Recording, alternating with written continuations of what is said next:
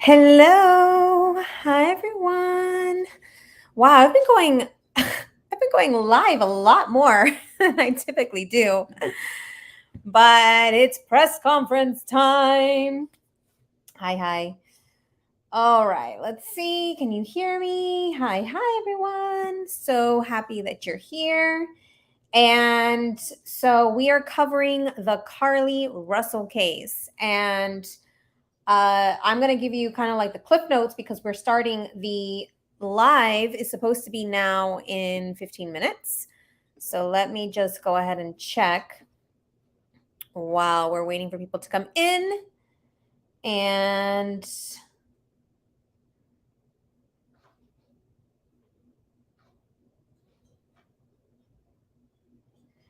so, who is Carlee Russell? Carlee Russell is a 25-year-old who went missing on, I think it was last Thursday. And she was found. She ended up back at home on Saturday. But in this whole 49 hours, it was discovered that she was actually, nothing's been discovered yet, at least not by police. I'm going to go over the statement with, but for some reason, I don't know why it's not, people aren't seeing. So is this not streaming? Let's see.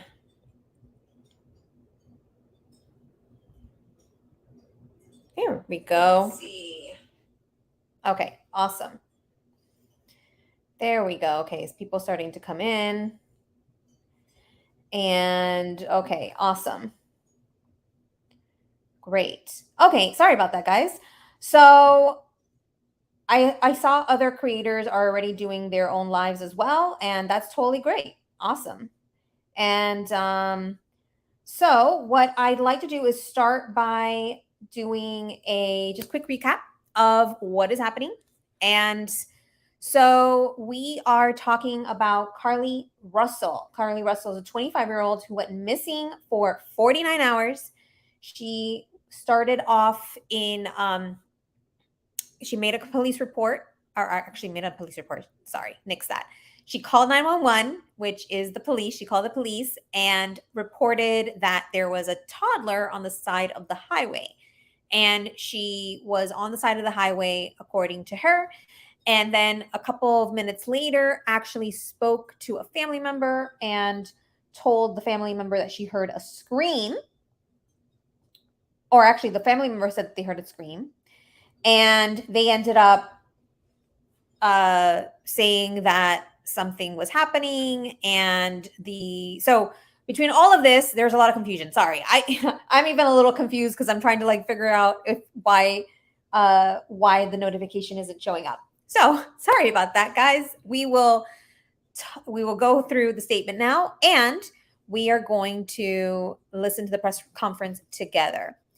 So while I do that, I'm going to go ahead and share my screen. And this is the press release. Okay, so there was, at the moment that I was going to start covering this earlier last week, is when all of these different rumors started flying around, and I don't like to cover something if I'm just not getting a feel for it. Something's off to me, and so I held off on covering it. But this is a serious matter because if there is an abduction, like somebody kidnapping people and using children as bait, this is a huge problem. And so I think the public wants to know if they're in danger. And the last statement that we had from the Hoover police, I'm going to read this now. Well, for one, the press conference should be starting in about 10 minutes per this statement because CST is 3:30 Eastern time. It's 3:20 Eastern time. And so it says here, the investigation into the Carlee Russell case continues as detectives are working to determine what happened from the time prior to her 911 call Thursday night until she returned home on foot Saturday night. Detectives spoke to Carlee very briefly upon her return home and are waiting for her to be made available to obtain a more detailed statement about the sequence of events during that time frame.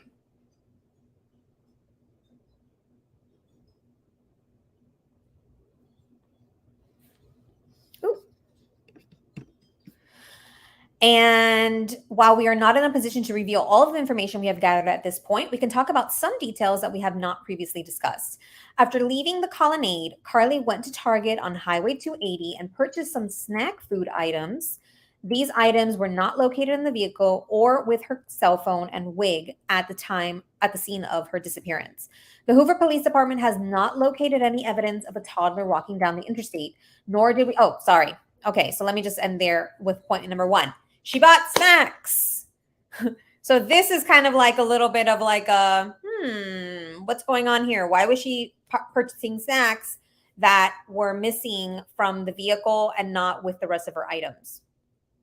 The Hoover Police has not, number two, Hoover Police has not located any evidence of a toddler walking down the interstate, nor did we receive any additional calls about a toddler, despite numerous vehicles passing through that area as depicted by the traffic camera surveillance video. So no toddler seen. Detectives have obtained surveillance video from Carlee's neighborhood, which shows her walking down the sidewalk alone prior to her arrival at her residence. Fire department radio traffic obtained by several media outlets shows that medics were dispatched to her residence on an unresponsive but breathing person. That was a term used in the initial dispatch of the Hoover Fire Department to the residents, and the information about her condition was simply a dispatcher relaying information from what a 911 caller told the emergency communicator. And so that does bring a good point in that they're, the information that they're getting is only as good as what the 911 caller is giving them, right? So you could be making up something and that's what's going to go on the dispatch call. Or you can, like we saw this with the Idaho 4, they didn't receive a 911 call that 4 people were murdered in their house. They received about something, I think it was unresponsive person as well. And so it's interesting to see people that were responding to that incident in the Idaho 4 case.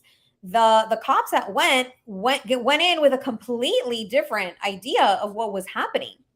So it is interesting to see what, how that discrepancy can be made. Oh, wait, let me move on. When first responders arrived on scene, they found Miss Russell conscious and speaking, and she was transported in that condition. She was later treated and released from a local hospital. Numerous evidentiary items are still being evaluated, and those items are key in the process of determining exactly what took place in the approximately 49 hours Carlee was missing, but also what took place prior to her disappearance.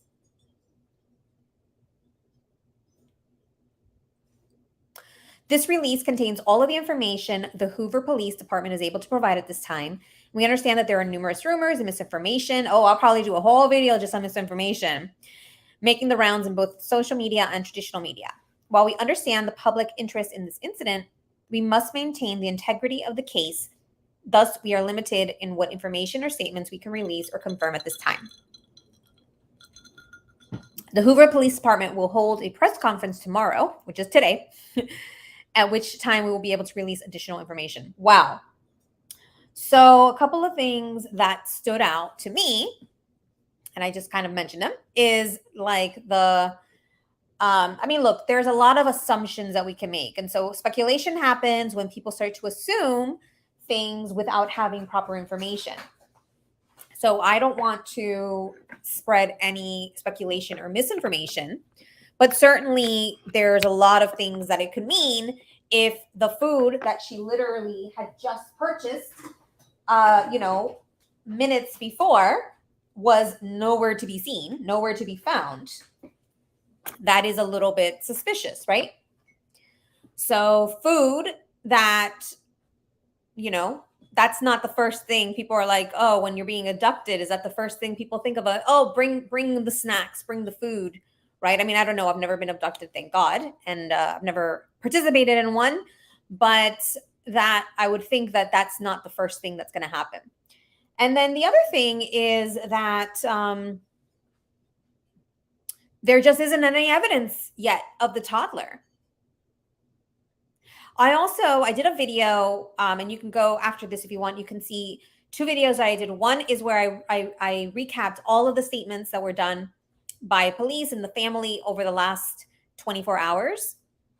And also I did a video where I showed the surveillance footage and how for 3 minutes, her car was off camera. You could see the flashing, the blinking lights, so you know that the car was there, but you can't actually see the car or what was happening. And so it's a possibility that if she was abducted, that that's where it would have happened. Of course, very convenient that that's where that happened, where she was stopped on the side of the road for 3 minutes. And Gray Hughes, which is the other creator that I referenced, his video, he says that that time, the footage syncs up with when the 911 call was made and also when the call was to the family. But how convenient is it that this supposed abduction would have happened off camera where you couldn't actually see what was happening? So I thought that was very, very, very interesting. And so let me go ahead and check. Let's see if they should be setting up the press conference as we speak. But I don't see it yet. Okay. I will refresh.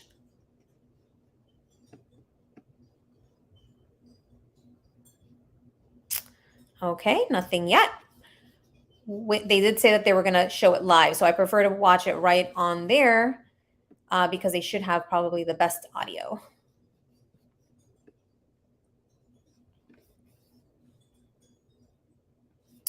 Okay, so we'll just keep that there.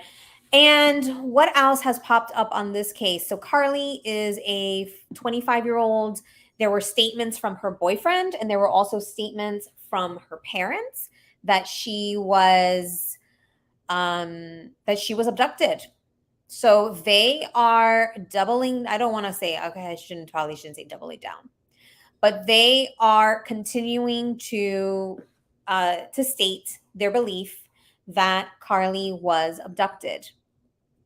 And the parents even went on the Today Show to talk about that. They went on the Today Show yesterday to talk about what they could and what they felt and all that stuff. They didn't share a lot of specific details because they said that the investigation is ongoing, but they did share some of the behind the scenes from their experience. Okay, let's see here.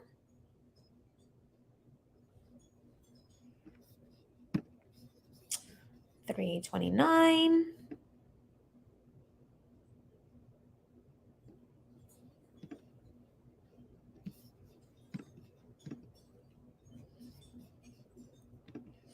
So let me know, what do you think? Do you think it's that she was abducted? Do you think that, wait and see? Do you think that all of the speculation is hurting her and hurting the case? I mean, there's always going to be speculation. It's just a matter if there's misinformation and disinformation being spread. Also, we have to have critical thinking, right? So there was a rumor that there was something about Cheez-Its and that somebody was driving her around feeding her Cheez-Its. And, we have to have critical thinking. Sometimes people post stuff like that for entertainment, just for fun. But others who don't have any critical thinking think they run with those different types of rumors. And that's where it becomes dangerous.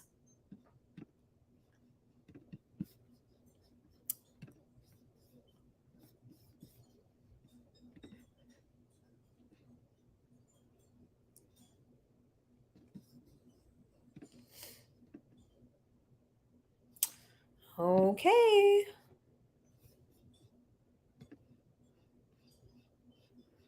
Let's see. I'm going to go ahead and search, see if I can find any other.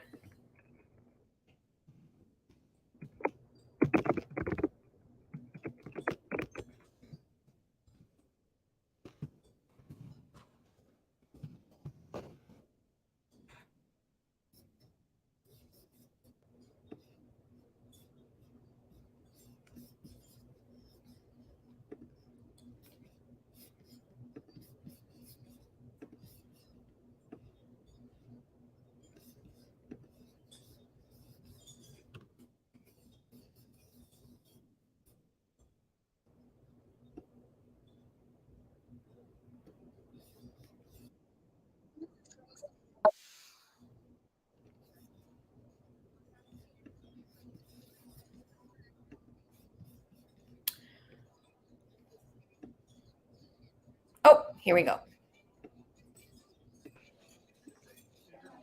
Mic check. 1, 2. It's good. Okay. That was it. Yeah, that was do you have a hardwire mic? Your wireless receiver is off the static. I can give you one if you need it.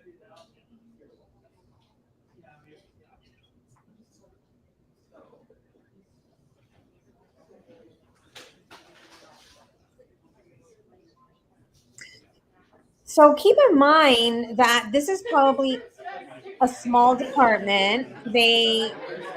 That person who was just speaking there, she might be the communications director or person, but they might not have a big staff, a big team. So, these smaller police departments are doing the best that they can.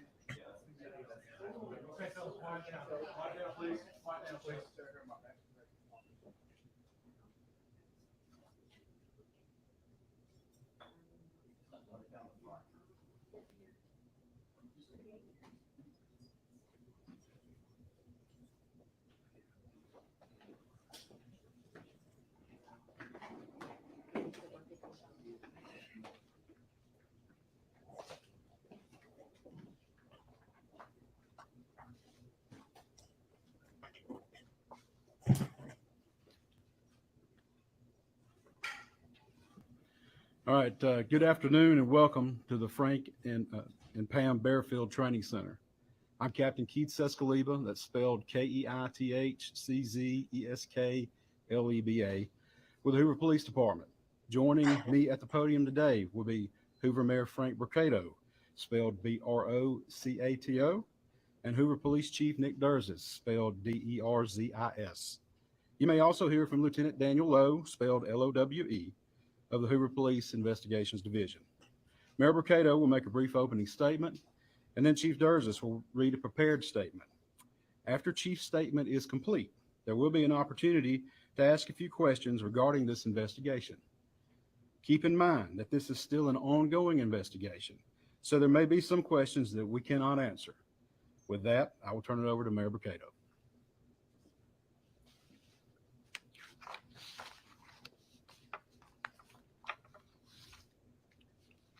Thank you and good afternoon for you all coming today.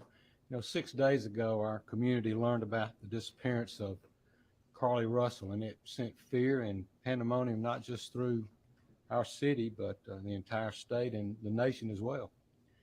The media quickly joined us to get the word out about Carlee.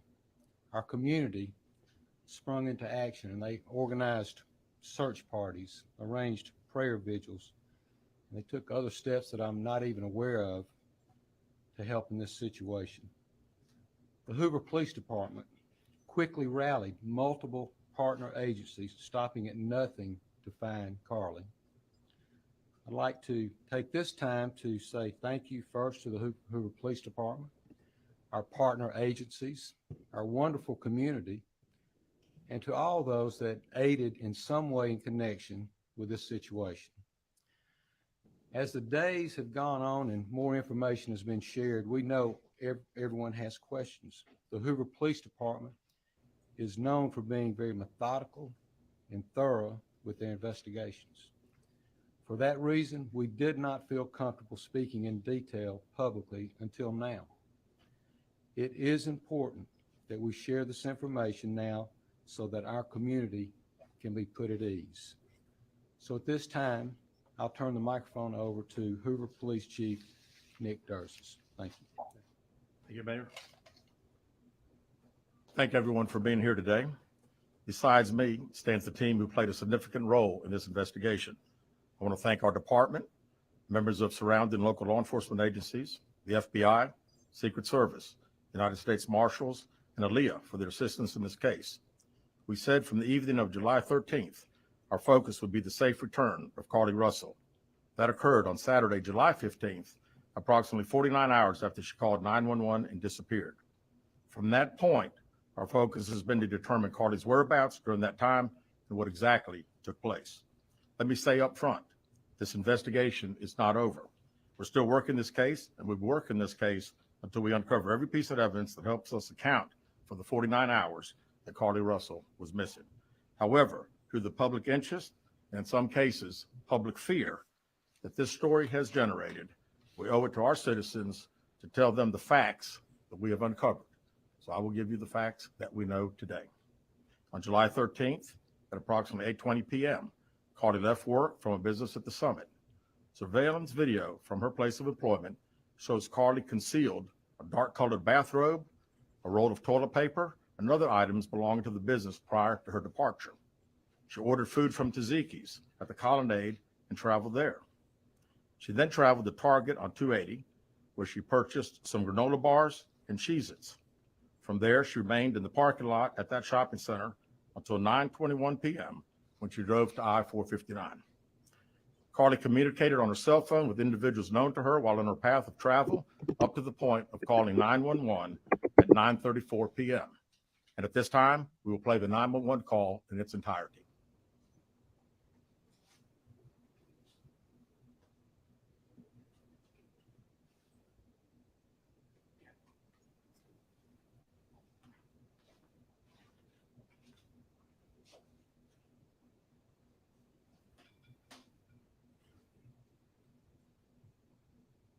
Hi, I am on Interstate 459, and there's just a kid just walking by themselves. Oh, hold on. Where on 459 are you?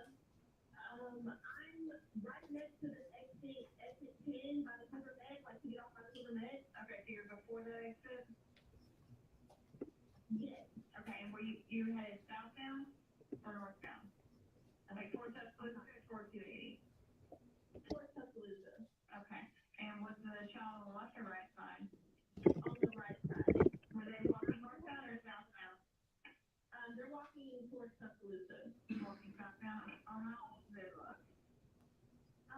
Like a toddler, like maybe like 3 or 4. Did you pull over with them? Are you still with them? Yes.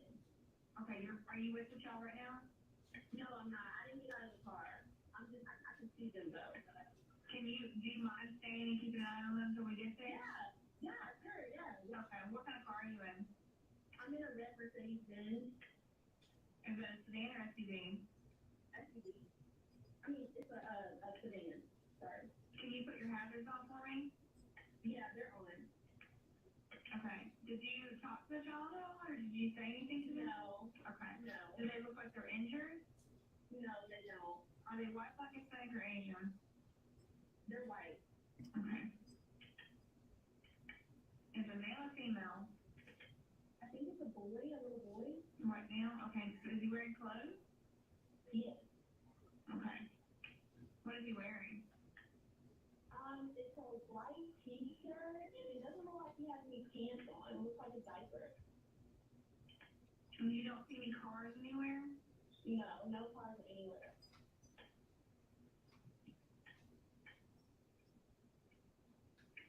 Okay. All right. What's your name?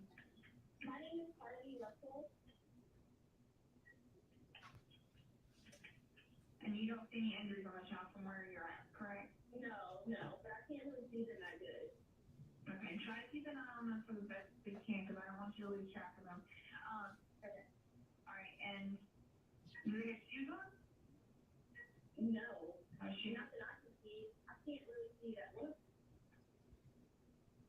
Okay. All right. I've got them on the way, okay? Just try to keep an eye on them, but the officers are on the way, okay? Okay, thanks. Thank you. Okay, bye. Carlee called a relative after speaking with the 911 operator.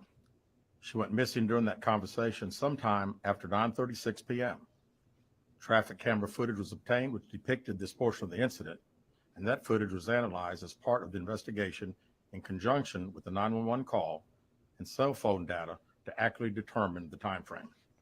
Carlee's 911 call remains the only report of a child on the interstate, despite numerous vehicles passing through the area at that time. No one has called to report that a child is missing, and the Hoover Police Department did not locate any evidence of a small child walking down the interstate. Data from Carlee's phone, including her Life 360 app, shows that she traveled approximately 600 yards in her vehicle while she was on the phone with 911, stating that she was following a child 600 yards. That is 6 football fields straight, 600 yards. The Hoover 911 Center received a second call from Carlee's mother stating that a relative was on the phone with her when they heard Carlee scream, and then they had an open phone line. Hoover police officers arrived on the scene within 5 minutes of being dispatched, and several other officers arrived shortly. They located Carlee's wig and cell phone in the grass near the vehicle. Her purse was located in the front seat of her vehicle with her Apple Watch in the purse. The food she ordered for Tzatziki's was also in the car. The items she purchased from Target, as well as the items taken from her place of employment, were not in the vehicle, nor were they located anywhere around the scene. Hoover police deployed all available assets from the point in the search for Carlee. Additional resources were called in to include our own drone unit, crime scene investigators. Numerous detectives responded to the scene. Throughout the day Friday, officers from surrounding local and federal agencies assisted Hoover police in the search for Carlee Russell. Officers returned to the scene on 459 to conduct a thorough line search for evidence. K-9 teams from the Jefferson County Sheriff's Department responded to check for any sign of Carlee, the child that she claimed to see, and anything else that could be considered evidence in this case. Those searches all turned up empty.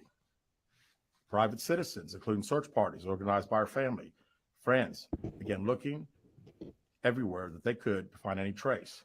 These searches took place throughout the day Friday and again on Saturday, yielding nothing. At 10:44 p.m. on July 15th, the Hoover 911 Center receives a call from Carlee's residence stating that she returned home on foot. In subsequent investigations, detectives obtained surveillance footage of Carlee walking down the sidewalk alone prior to arrival at her residence. She was conscious and speaking with paramedics when she was transported to UAB. Detectives were able to obtain a brief statement from her prior to being treated and released. During the statement, she told detectives that while traveling down the interstate, she saw a baby walking down the side of the road and called 911. She stated when she got out of her vehicle to check on the child, a man came out of the trees and mumbled that he was checking on the baby. She claimed that the man then picked her up and she screamed. She stated he then made her go over a fence. She claims he then forced her into a car, and the next thing she remembers is being in the trailer of an 18-wheeler. She stated that the male was with a female. However, she never saw the female, only hearing her voice. She also told detectives she could hear a baby crying. She told detectives the male had orange hair with a big bald spot on the back. She said she was able to escape the 18-wheeler and fled on foot, only to be captured again and then was put in a car. She claimed she was then blindfolded, but was not tied up because the captor said they did not want to leave impressions on her wrists. She said that they took her into a house and made her get undressed. She believes they took pictures of her, but she does not remember them having any physical or sexual contact. She stated the next day she woke up and was fed cheese crackers by the female. She said the woman also played with her hair, but could not remember anything else. At some point, she was put back in a vehicle she claims was able to escape while it was in the West Hoover area. She told detectives she ran through lots of woods until she came out near her residence.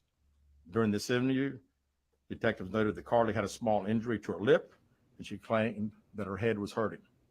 She also had a tear in her shirt. Detectives also noted that she had $107 cash in her right sock. Out of respect for Carlee and her family, detectives did not press for additional information in this interview and made plans to speak with her in detail after giving her time to rest. Detectives continue analyzing data from Carlee's cell phone that was left behind at the scene. We enlisted the help of the United States Secret Service in conducting this analysis.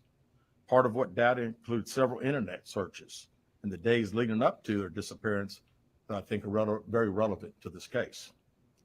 On July 11th at 7:30 a.m., the term, "Do you have to pay for an Amber Alert?" was searched.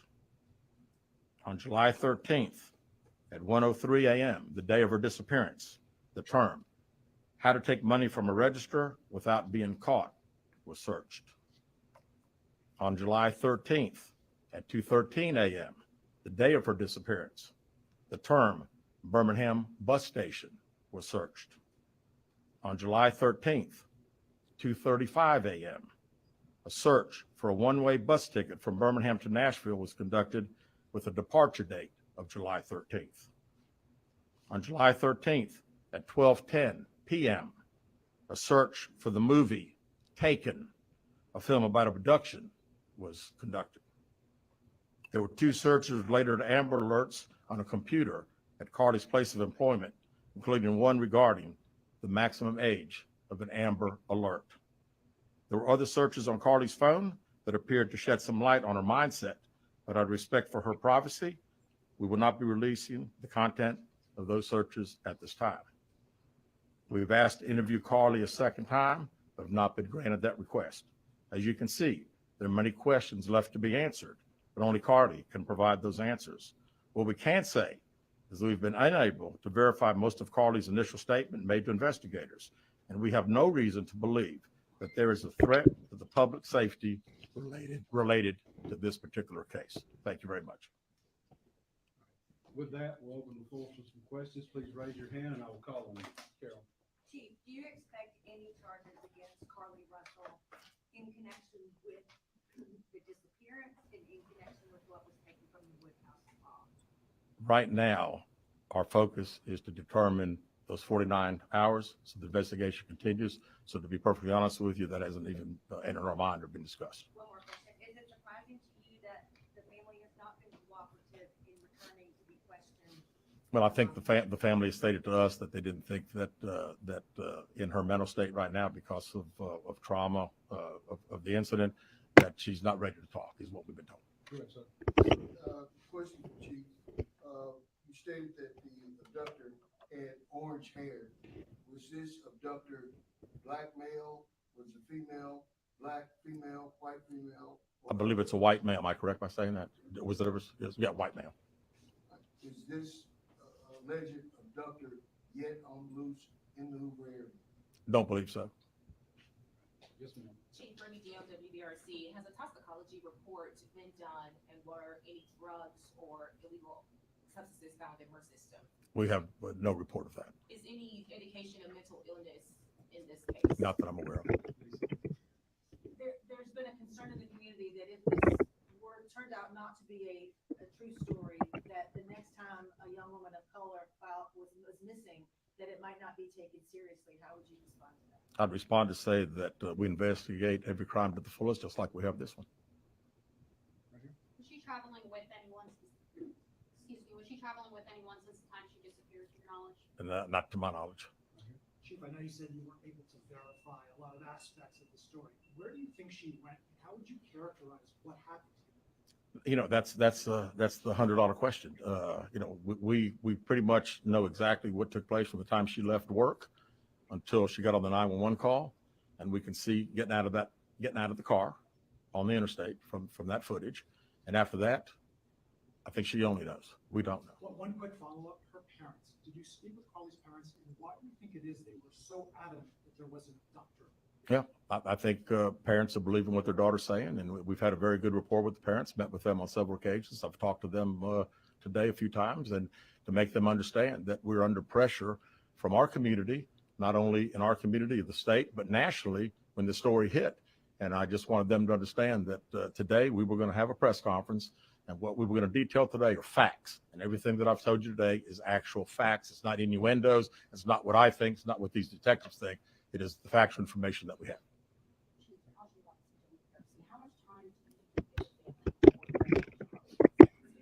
Well, I think our detectives have talked to the parents, and we're ready to talk as soon as she's ready.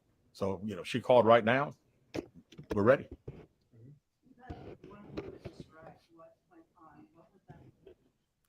How about unknown? You know, we know the facts that we have. Everything else is unknown at this time. In the back.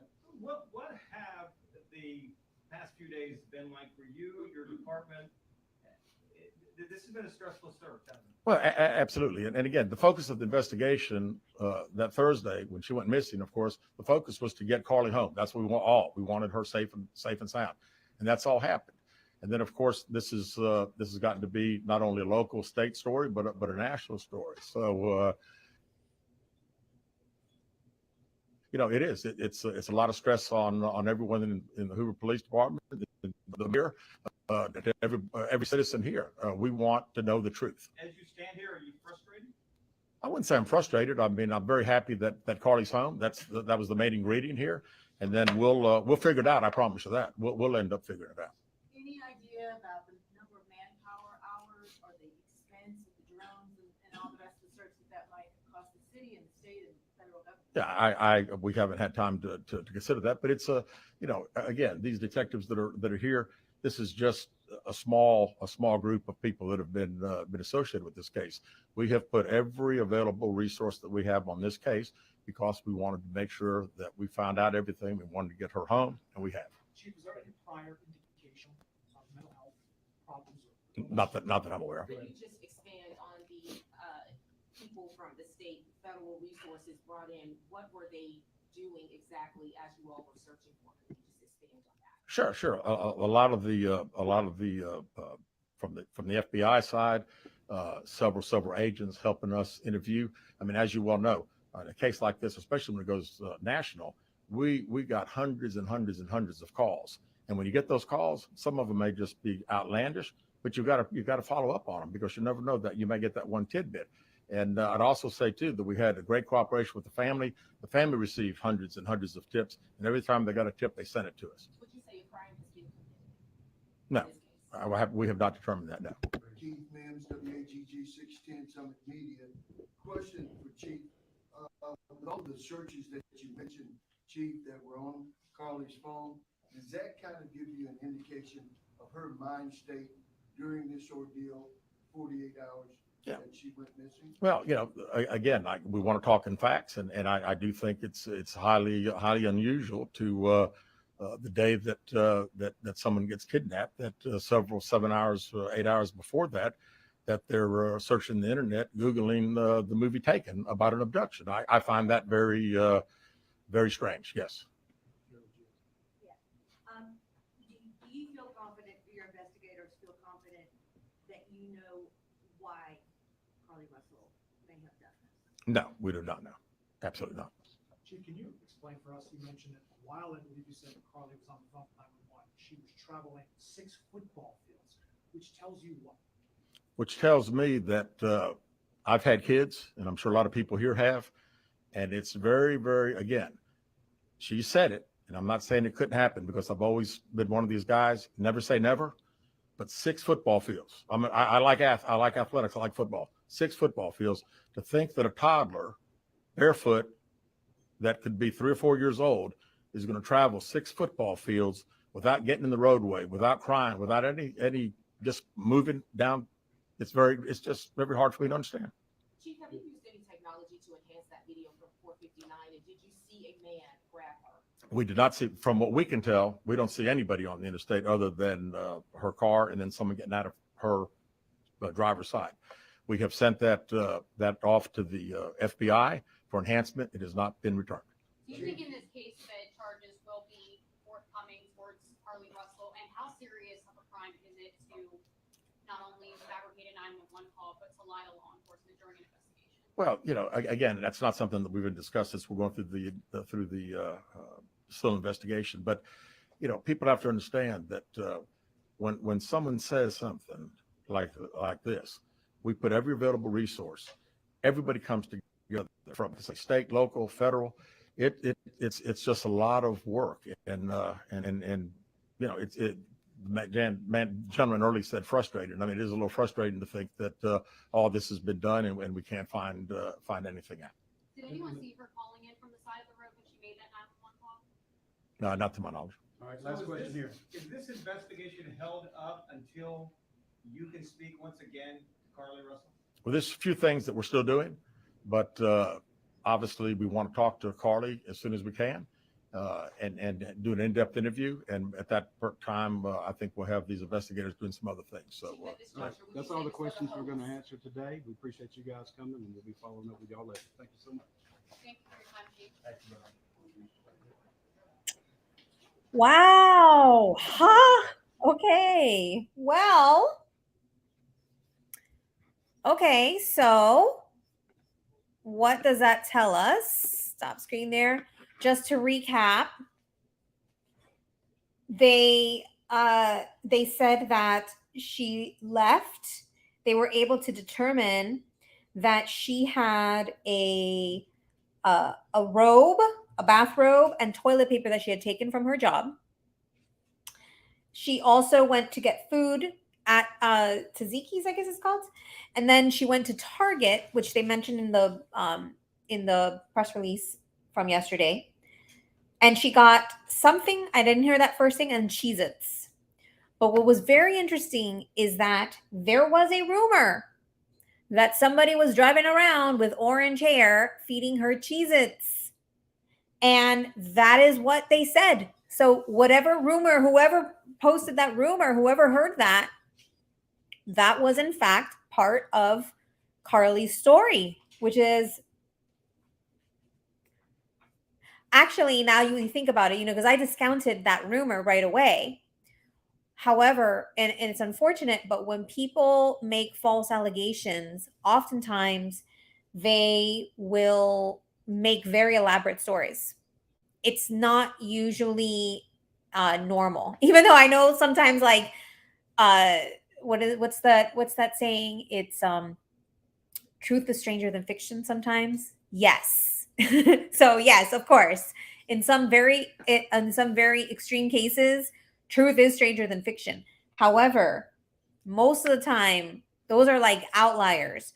Most of the time, when there are false allegations, there is an elaborate story that goes with it. It's not a simple story. So that would probably, a toddler on the side of the street and then somebody feeding you Cheez-Its. I mean, that's a pretty elaborate story. A person with orange hair. All right, so they played the 911 call. Her voice was very calm and collected. If there was in fact an abduction, I would think, or I'm sorry, a hallucinogenic, because I thought maybe there might have been hallucinogenic drugs or something in her system, then she might sound paranoid or she might sound erratic. But no, she sounded very, very calm. And then they also said that there was a 911 call from the mother, from the parents, after the family member was on the phone with her. I mean, I can't even imagine what the family member was going through. I mean, that's traumatizing for the family member who was on the call with her when she's allegedly seeing a toddler and screaming and can't be found. I mean, that's awful. I can't even imagine what that family member was going through. So they said that the person walked up to her and was talking about the baby and then made her get over the fence, and they went into an 18-wheeler, a trailer and an 18-wheeler, and then there was a white man with orange hair and a woman who he didn't see but she heard. Sorry, she didn't see but she heard, and that she was feeding her Cheez-Its. Now, what was very interesting, okay, so the police have already debunked this. They're saying that there is no information that shows that a crime has been committed,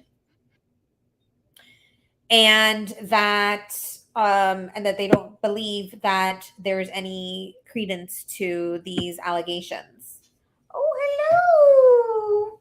Hi. Oh, this is my little niece that I'm taking care of. Oh, hi. She wanted to come up and say hi. Hi. Hi. All right, let me put her down. Okay. My little niece. Yeah.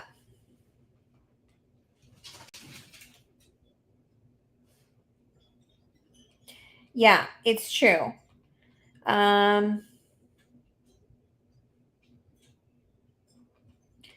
Yeah.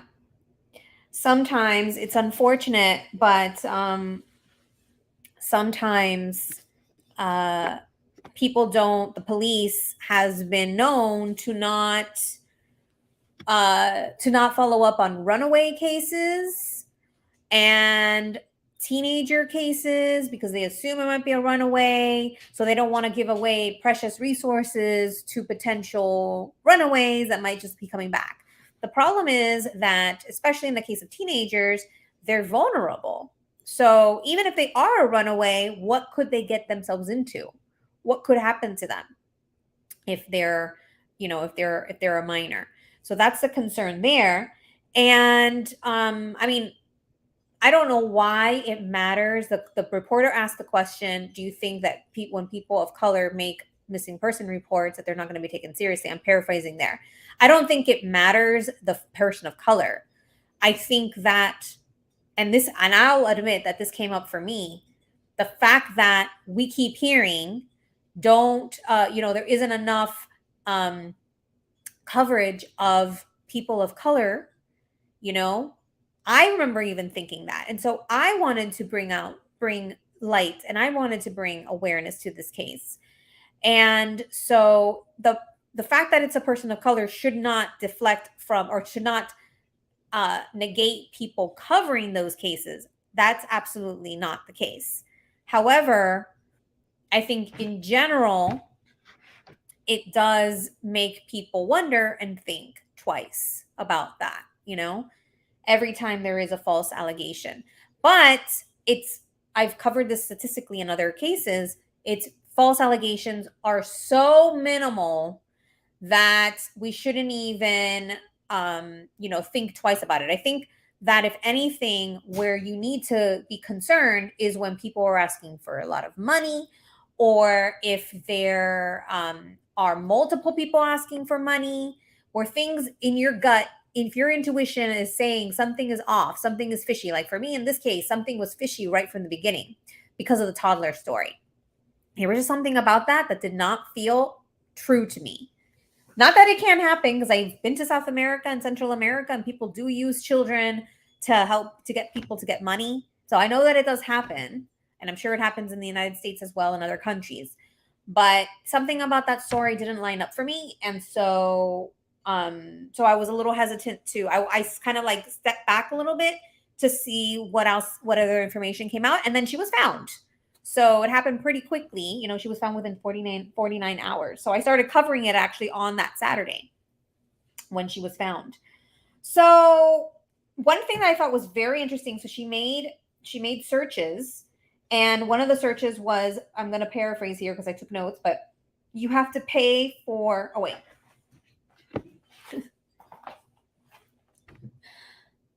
Okay, so some of the searches were, paraphrasing here, do you have to pay for an Amber Alert?